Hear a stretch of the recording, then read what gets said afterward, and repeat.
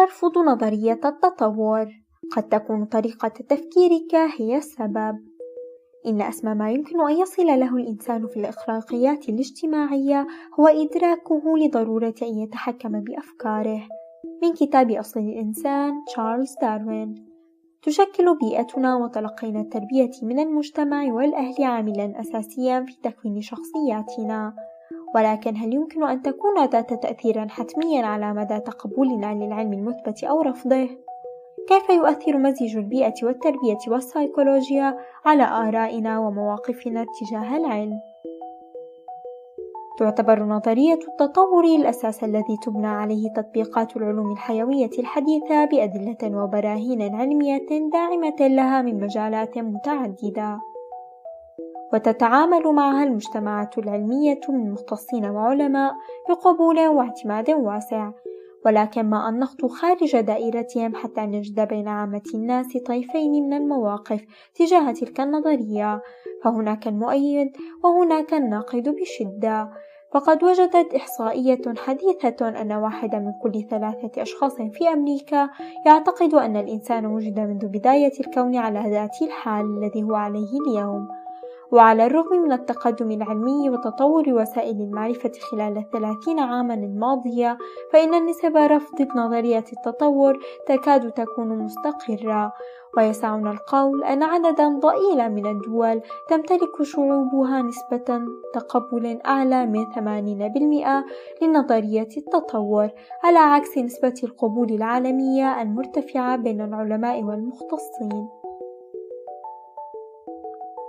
فإذا لابد من الاعتراف بأن هناك عوامل أخرى ليست تجريبية بالضرورة تؤثر في موقف البعض تجاه هذه النظرية المثيرة للجدل، وقد سبق أن قامت دراسات أخرى باستعراض بعضها، ومنها أسباب متعلقة بالتنشئة والنمو، الثقافة والتعلم وكذلك التدين.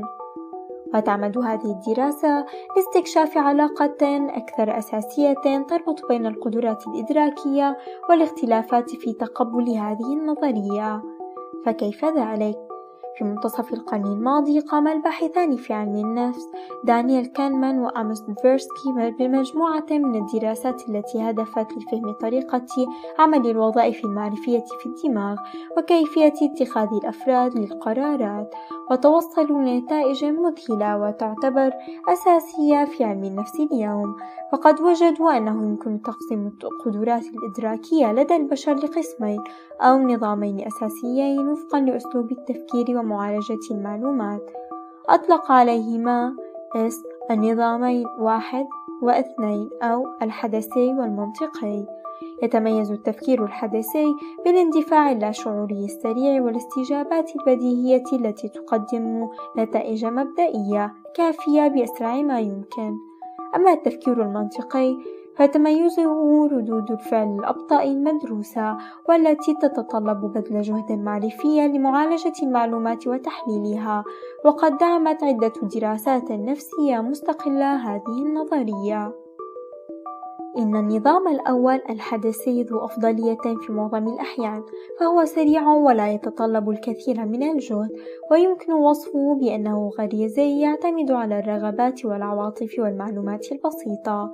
أما النظام الثاني التحليلي أو المنطقي فإنه يمكن الفرد من تحليل المعلومات بطريقة منهجية في حال توفر الوقت والدافع المناسبين، مما يؤدي به إلى التوصل إلى نتائج جديدة تتغلب على استجابته الحدسية وقرارات مدروسة أو أكثر تمعنًا. تشكل هذه المعلومات السياق الذي تعتمد عليه الدراسة لفهم العلاقة بين نمطي التفكير وبين تقبل نظرية التطور، حيث يبدو أن بعض الجوانب هذه النظرية لا تتناسب مع النمط الحدسي. على ما يبدو فإنه يوجد ميل غريزي لدى البشر لاستبعاد المعلومات التي تشكل قالبا معرفيا محدودا كنظرية التطور التي تصف العمليات البيولوجية والطبيعية المفهومة والمحدودة التي أدت للتنوع الحيوي على الأرض، وتفضيلهم لبدائل أوسع أخرى تترك المجال مفتوحا للتفسيرات والقراءات المختلفة. تجدر الإشارة إلى أن هذا الميل لتفضيل نمط التفكير الحدثي النظام المعرفي الأول مشترك بين جميع البشر، والفرق لدى أولئك الذين يدعمون نظرية التطور يكون في قدرتهم على الخوض في التفكير المنطقي الممنهج النظام المعرفي الثاني، واستبدالهم للمعلومات البدائية بمعلومات أكثر منطقية ناتجة عن عمليات معرفية أعمق وأكثر تحليلاً. وفيما يخص هذا البحث فهو يهدف إلى قياس الارتباط بين عاملين: التفكير التحليلي أو المنطقي وتأييد نظرية التطور، حيث قام عالم النفس ويل جيرفياس بدراسة على مجموعتين كبيرتين من الطلاب الجامعيين في أمريكا تم اختيارهم بحيث تعكس توجهاتهم التوجهات العامة لشعب أمريكا وفق إحصائيات رسمية وفقا لما نشره في مجلة Cognitive العلمية. اختبر الباحث في كلا المجموعتين صحة الفرضية التالية: ارتفاع مستوى التفكير التحليلي يتنبأ بزيادة احتمال تأييد الفرد لنظرية التطور، وذلك عن طريق من استبيانات اشتملت على أسئلة على مدى تأييد نظرية التطور واختبار يتطلب مهارة التفكير التحليلي، إضافة إلى أسئلة عن التنشئة والتوجه الديني والسياسي للمشاركين بهدف المقارنة. وقد اقترحت النتائج البحثية في كلا المجموعتين أن الجانب الذي أظهر أعلى ارتباطا بتأييد نظرية التطور هو التفكير التحليلي أكثر من التنشئة أو التوجه الديني أو السياسي.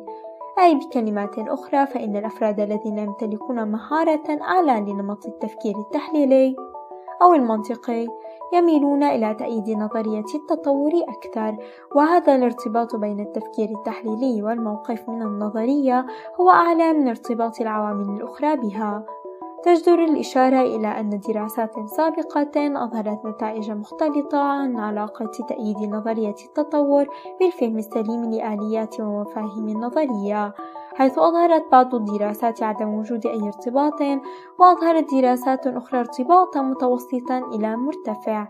وقد يلعب نمط التفكير التحليلي دورا في ذلك، حيث أنه يساعد على الحصول على فهم أدق للمفاهيم العلمية بشكل عام ومنها نظرية التطور. كما أن دراسة نشرت عام 2015 تشير إلى أن ذوي النمط التفكير التحليلي يظهرون مقدرة أعلى على فهم جوانب نظرية التطور لدى حضورهم محاضرات جامعية عنها.